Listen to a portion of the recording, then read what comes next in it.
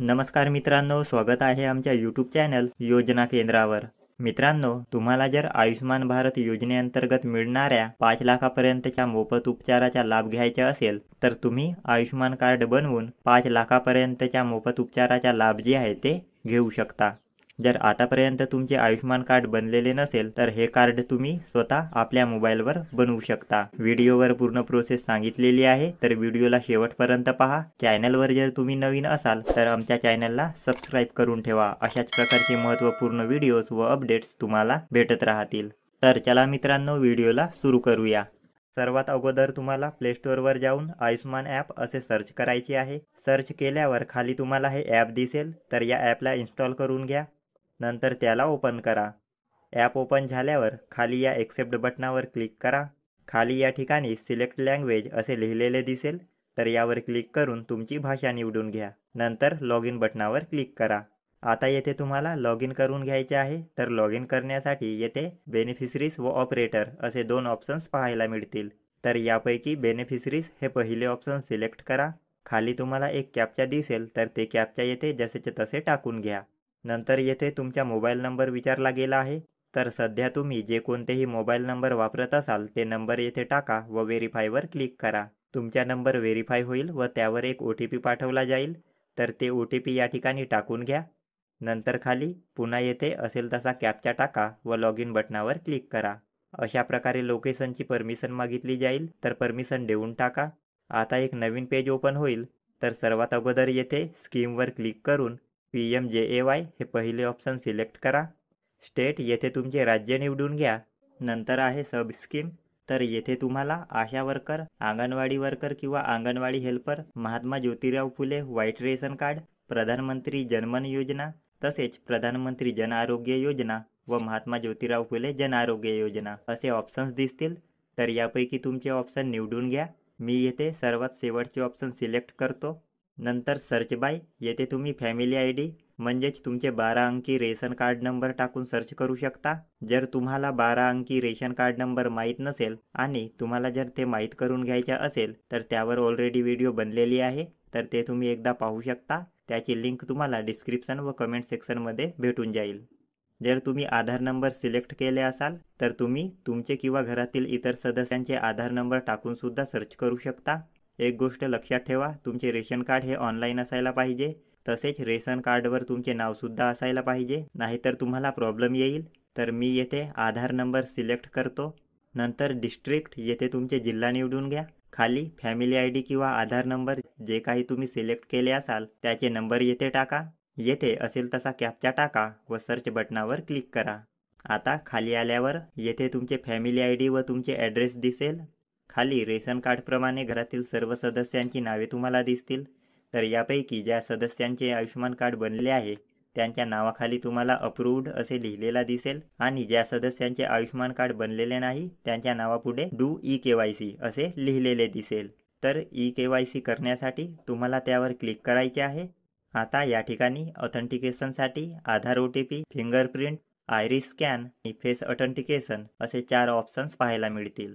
जर तुमच्या आधार कार्डशी तुमचे मोबाईल नंबर लिंक असेल तर आधार OTP हे पहिले ऑप्शन सिलेक्ट करा। आधारशी मोबाईल नंबर लिंक नसेल तर फेस ऑथेंटिकेशन हे शेवटचे ऑप्शन सिलेक्ट करा।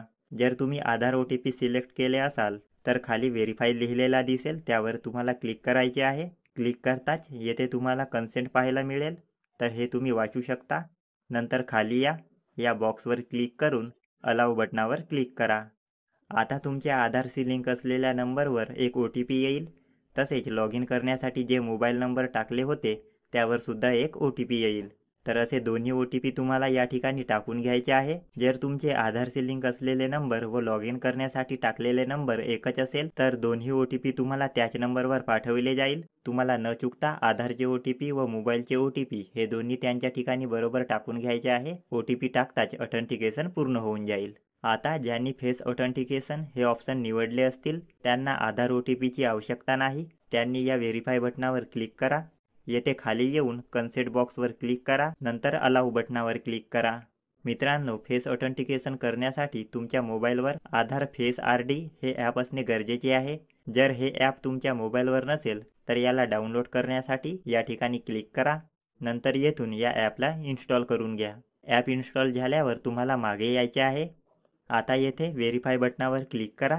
खाली कन्सेंट बॉक्सवर क्लिक करून अलाउ बटनावर क्लिक करा। क्लिक करताच आधार फेस आरडी ॲप ओपन होईल। येथे तुम्हाला परमिशन मागेल तर ते देऊन टाका। नंतर खाली या बॉक्सवर क्लिक करून प्रोसीडवर क्लिक करा। आता तुमचा चेहरा तुम्हाला या गोल्याच्या मधात आणायचे आहे। नंतर डोळे मिचकवायचे आहे। तुमचे फोटो येथे कॅप्चर होऊन जाईल। नंतर तुमच्या लॉग इन केलेल्या नंबरवर जे OTP आला असेल ते येथे टाकून घ्या। तुमचे ऑथेंटिकेशन पूर्ण होऊन जाईल। आता येथे तुम्हाला तुमचे नाव व इतर माहिती दिसेल। तुम्हाला खाली यायचे आहे। येथे eKYC करण्यासाठी पुन्हा तेच ऑप्शन्स दिसतील। तर येथे पण तुम्हाला सारखीच प्रोसेस करायची आहे। आधार OTP किंवा फेस ऑथेंटिकेशन यापैकी एक ऑप्शन सिलेक्ट करा। खाली कन्सेंट बॉक्सवर क्लिक करून अलाउ बटनावर क्लिक करा। येथे आधार व मोबाईलचे OTP टाका किंवा येथे तुमचे फेस कॅप्चर करून मोबाईलचे OTP टाका। प्रोसेसिंग झाल्यानंतर येथे तुम्हाला तुमचे फोटो काढायचे आहे। तर यावर क्लिक करून परमिशन द्या। नंतर येथे तुमचे फोटो काढून घ्या। खाली तुम्हाला मॅचिंग डिटेल्स दिसेल। जर तुमचे मॅच लेवल 80% पेक्षा कमी दाखवत असेल तर तुमचे रिक्वेस्ट अप्रूव्ह होण्यासाठी वेळ लागेल। जर मॅच लेवल 80% किंवा त्यापेक्षा अधिक असेल तर तुमचे रिक्वेस्ट जे आहे ते लगेच अप्रूव्ह होईल। ॲडिशनल इन्फॉर्मेशन येथे तुमचा मोबाईल नंबर विचारला गेला आहे। जर तुमच्याकडे मोबाईल नंबर नसेल तर नो करा, असेल तर यस करून येथे तुमचे मोबाईल नंबर टाकून व्हेरीफाय बटनावर क्लिक करा। तुमच्या मोबाईलवर OTP पाठवला जाईल तर ते OTP या ठिकाणी टाका। तुमचे नंबर व्हेरीफाय झाल्यावर येथे खाली कुटुंब प्रमुखाशी तुमचे नाते विचारले गेले आहे। म्हणजेच कुटुंब प्रमुखाचे तुम्ही कोण आहात, स्वतः प्रमुख आहात, डॉटर आहात, सन आहात की वाईफ आहात। तर जे काही तुमचे नाते असेल ते येथून निवडून घ्या। नंतर येथे क्लिक करून तुमचे जन्मवर्ष सिलेक्ट करा। येथे तुमचे पिनकोड टाका। खाली तुमचे राज्य व जिल्हा हे ऑटोमॅटिकली येऊन जाईल। नसेल आले तर ते निवडून घ्या। नंतर येथे जर तुम्ही गावात राहत असाल तर रुरल सिलेक्ट करा, शहरात राहत असाल तर अर्बन सिलेक्ट करा। खाली तुमचे सब डिस्ट्रिक्ट म्हणजेच तुमचे तालुका निवडा। त्यानंतर येथून तुमचे गावाचे नाव सिलेक्ट करा। तुम्ही टाकलेली माहिती एकदा तपासून घ्या व खाली सबमिट बटनावर क्लिक करा। आता तुमचे eKYC कंप्लीट झालेले आहे। खाली रेफरन्स नंबर दिसेल तर ते तुम्ही लिहून ठेवा किंवा त्याचे स्क्रीनशॉट काढा। आता ओकेवर क्लिक करा। येथे कॅप्चा टाकून प्रोसीडवर क्लिक करा। आता स्क्रॉल करून खाली या।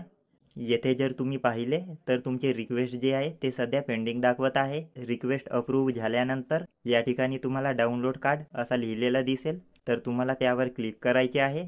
आता येथे तुम्हाला सर्व सदस्यांची नावे दिसतील। तर यापैकी तुम्हाला तुमच्या नावावर क्लिक करायचे आहे। क्लिक करताच तुमचे आयुष्यमान कार्ड तुम्हाला पाहायला मिळेल। हे आता तुम्ही डाउनलोड करू शकता, याची प्रिंट काढू शकता व शेअर करू शकता। तर डाउनलोडवर क्लिक करून तुमचे आयुष्यमान कार्ड डाउनलोड करून घ्या। तुम्हाला पाहिजे असल्यास याची प्रिंट काढून हे कार्ड तुम्ही वापरू शकता। तर अशा प्रकारे तुम्ही तुमचे व तुमच्या घरातील इतर सदस्यांचे आयुष्यमान कार्ड जे आहे ते बनवू शकता।